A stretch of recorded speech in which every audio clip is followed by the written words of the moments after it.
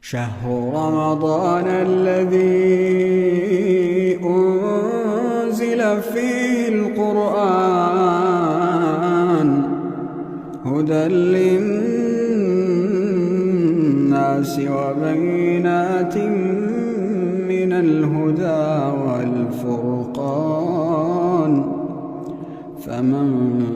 شهد منكم الشهر فليصمه، ومن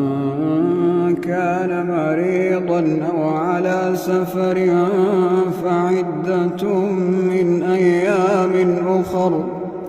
يريد الله بكم اليسر ولا يريد بكم العسر، ولتكملوا العدة ولتكبروا الله على ما هداكم ولعلكم تشكرون.